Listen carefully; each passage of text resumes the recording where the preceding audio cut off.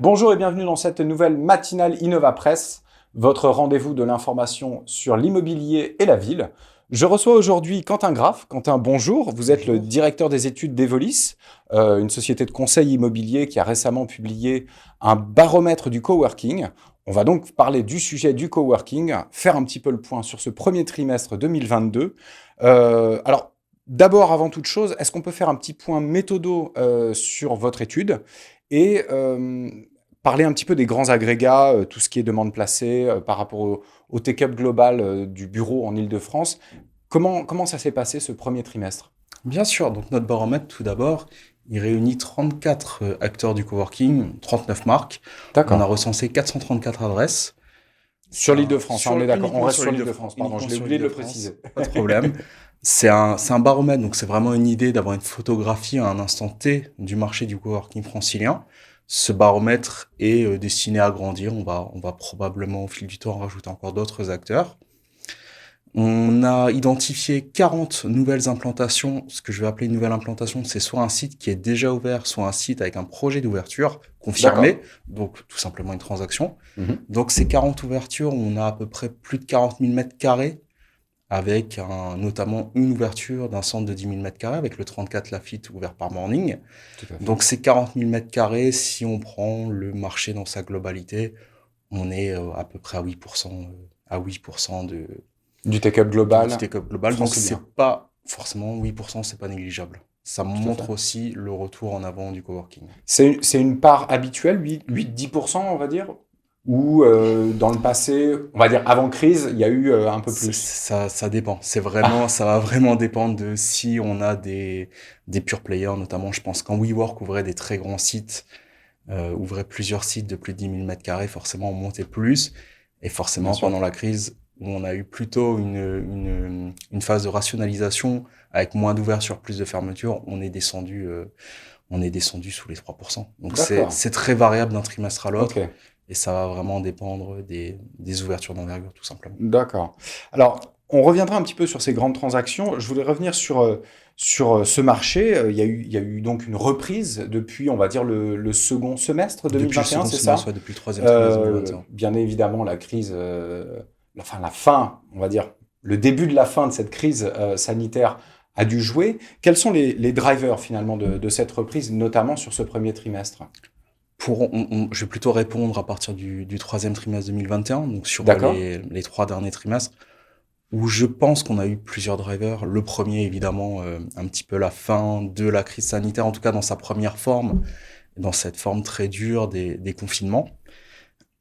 Cette première étape. Ensuite, on a eu une étape qui a été naturelle, ça a été la transformation des modes de travail, l'hybridation, la volonté de nouvelles entreprises, un petit peu d'essayer de nouvelles formules. Avec l'arrivée du télétravail, le nombre de jours qui augmente, on se rend compte qu'on n'a plus forcément besoin du même nombre de mètres carrés. Donc, on a besoin de baux plus flexibles. Et forcément, les acteurs du coworking, du flex office, ils sont, euh, ils sont faits pour répondre à ces demandes. Donc, forcément, ça crée un terreau très fertile pour eux. De la même manière, on a aussi eu quand même des acteurs politiques qui ont voulu aussi mettre en avant le coworking, que ça soit via les projets de développement des tiers-lieux. Là, je réponds un petit Mhm. peu, pas uniquement francilien, mais Mais à l'échelle à nationale, ouais. l'échelle nationale. Oui, tout à fait. Il y avait aussi les projets de loi pour le ticket bureau, le ticket chèque télétravail, Qui est en cours qui est encore pour le toujours en moment. cours, Mhm. mais qui met quand même en avant, qui est un signal fort des pouvoirs publics d'aller vers le développement de ces espaces, et Et donc d'un forcément, subventionnement, en et fait, d'un finalement, hein, on subventionnement, est tout d'accord. simplement, et qui permet aussi le développement, ce qui est encore une fois un signal positif pour le coworking, tout simplement. D'accord. Hum, dans ces côtés-là, effectivement, la crise, ça a été une période difficile pour les acteurs du coworking, des taux de fréquentation en baisse, naturellement, des taux d'occupation qui ont aussi un peu chuté. Ça a été une période un petit peu de rationalisation, où je pense qu'avant la crise, on était encore dans une première phase de développement qui était un peu une phase de développement à tout va, avec énormément d'ouverture. Le Covid est arrivé, il y a eu forcément les difficultés de WeWork, qui a été un petit peu le mythe Mhm. d'IKEA qui s'est approché trop près du soleil. C'est vrai. Et Ils reprennent encore pour le ils moment. reprennent, Ils ils commencent à reprennent. reprendre, ils retournent dans le vert, là, Ils ça y retournent est. dans le vert, oui. On en parle d'ailleurs dans le baromètre. Tout à Mais il y fait. a eu toute cette phase-là de vraiment de rationalisation, où on a fermé plus de sites qu'on en ouvrait. Et là, maintenant, on est un peu entré dans une deuxième phase de développement qui va être une phase de... On, on ouvre principalement à Paris. Le QCA, sur les 434 sites qu'on suit, c'est pratiquement 50%. Si on prend tout Paris, c'est pratiquement 80% des sites qu'on a identifiés. Donc ça monte bien et ça rejoint ce qui se passe sur le marché des bureaux avec le fort désir de centralité de tous les acteurs. Et là, maintenant, je pense qu'on va rentrer dans une deuxième phase. On va plutôt être dans une phase de développement de plus petits espaces et surtout une phase de développement de nouvelles offres de services et de nouveaux produits du coworking plus que ce qu'on a connu avant la crise avec beaucoup d'ouvertures de grands sites. D'accord, ça fait écho avec une actualité qu'on a vu passer la semaine dernière du lancement de Rayon, la nouvelle Effectivement. offre de coworking de proximité, on va dire, et puis assez dématérialisée, une option assez dématérialisée de Morning avec Nexity et la Banque des Territoires. Plus globalement, il y a eu quand même un arrêt des grandes transactions. On revient un petit peu sur ce sujet des grandes transactions. Au début du coworking, dans sa phase, on va dire, de jeunesse, en France, en tout cas, on a vu des grandes transactions. Donc, vous avez parlé de plus de 10 000 mètres carrés. Ces grandes transactions sont bien sûr un peu étouffées pendant la crise.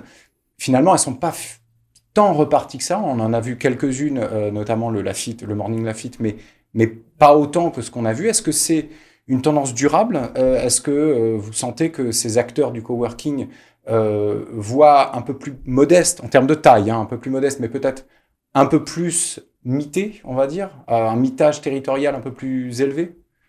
Quelles sont les évolutions à venir sur ces grandes transactions? Je pense qu'on se dirige effectivement vers plus de centres, mais des centres de moins d'importance. Là, on a effectivement Mhm. eu l'ouverture du 34 Lafite par Morning. Je pense qu'on aura toujours de temps en temps des ouvertures de très grands sites, mais je pense plus qu'on en aura autant qu'avant la crise, sauf si effectivement on retrouve une dynamique aussi forte qu'avant la crise, évidemment. Mais je pense plutôt qu'on va aller vers des stratégies d'ouverture de plus de sites, mais de taille plus modeste, pour pouvoir aussi plus facilement contrôler leur taux d'occupation, tout simplement.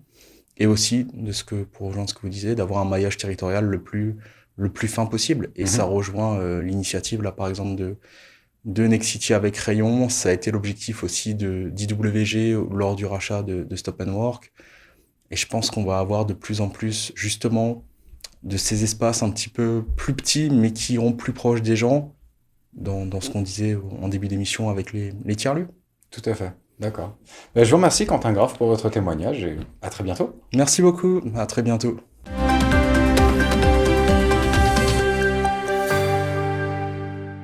Cette matinale Innova Presse continue. Je reçois cette fois-ci Marc Oppenheim. Marc, bonjour. Bonjour Vous êtes le directeur Jean-Baptiste. général de Crédit Agricole Immobilier. Alors, le groupe Crédit Agricole s'est mis en ordre de marche pour inventer la ville de demain. Crédit Agricole Immobilier s'est associé avec Le Village by CA Paris, un incubateur de start-up qui avait été lancé par le groupe en 2014 pour lancer un appel à candidature auprès de start-up pour développer des solutions favorisant l'évolution des modes de vie et le bas carbone, notamment. C'est les deux grandes thématiques, Marc. Alors, quelles ont été les réflexions qui ont poussé CAI et le Village by CA Paris, en l'occurrence, de lancer un tel appel? Je pense qu'il faut partir de ce qu'on est, c'est-à-dire un groupe qui est ancré dans l'économie française et dans la vie des Français. Depuis Euh, plus plus de d'un 100 siècle, on va dire. plus de 150 ans, 150 et ans. puis avec une certaine taille, on reste modeste, mais enfin on est quand même le premier accompagnateur de l'économie dans toutes ses dimensions. Mhm. Et dans l'économie, on est tous les deux bien placés pour se dire que l'immobilier, la ville, c'est des éléments déterminants des territoires, des patrimoines, des acteurs économiques. Mhm. Et donc on est au cœur de tout ça. Et Crédit Agricole Immobilier, qui est la filiale du groupe qui porte ces expertises-là dans tous les métiers, comment ne peut-on pas pousser les murs, puisqu'on est dans la thématique immobilière, et imaginer ce qu'il faudra faire demain. Donc D'accord. c'est vraiment ça qui nous a guidés. Et alors, quels sont alors, on va parler un peu plus factuel. Sur cet appel à candidature, quelle forme il prend? Quel est son calendrier? Qu'est-ce qu'il va y avoir à l'issue? On va partir des acteurs d'abord, hein. Oui, Donc CAI, nous, on porte les métiers, on porte les besoins. Et puis, on s'est associé avec un de nos autres bras armés au sein du groupe, qui est sur l'innovation, les l'innovation. villages by CA. On ne le sait pas toujours, mais c'est collectivement, avec 22 incubateurs, le premier réseau d'incubateurs privés en France. Parce qu'on parle du Village by à Paris sur cet appel à Bien projet, sûr. mais Village by CA, c'est donc dans C'est 22 villes en France, c'est ça? absolument, c'est un réseau Mhm. d'incubateurs au plus proche, je dirais, des grandes villes et des villes moyennes, là où on Mhm. est, là où la population française est. Et c'est un réseau que le groupe pousse et dans lequel on offre à toute une série de startups sur plein de thématiques différentes, de l'incubation, de l'accompagnement, des fois du capital, des usages. D'accord. Il y en a plein d'ailleurs qui hébergent de la PropTech ou de la Real Estate parce que c'est une des thématiques du moment en France. Mhm. Et donc, avec le village de Paris, on s'est dit, voilà, on avait envie de faire quelque chose. D'où cette opération. Alors, pratico-pratique, c'est bien simple. Un appel à projet dans lequel on a visé large sur les thématiques qu'on voulait voir venir. Mhm. Et comme vous le disiez, qui sont liés d'une part aux usages de la ville, hein, donc comment on construit des choses qui vont durer dans le temps, qui peuvent évoluer dans le temps, comment on rend la construction désirable. On sait que c'est compliqué en France aujourd'hui, donc comment on associe les parties prenantes pour que les projets émergent, la mobilité. Puis évidemment, le bâti, c'est immobile, mais les gens qui vivent dedans, ça bouge. Donc Et tout comment on autour, mixe les deux? comment on y va aussi. Exactement. Tout à fait. La santé, le bien-être, et puis alors c'est pas les 2 dernières années qu'on a vécues qui vont faire baisser cette Tout à fait. problématique qu'on a commencé à attaquer, nous, il y a 3 4 ans. Et puis donc ça, c'est le premier gros paquet sur lequel on veut voir des idées.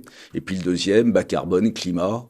On n'est pas la banque verte pour rien et c'est pas du Mhm. greenwashing. Donc qu'est-ce qui va minimiser l'impact sur les ressources dans toutes les phases constructives?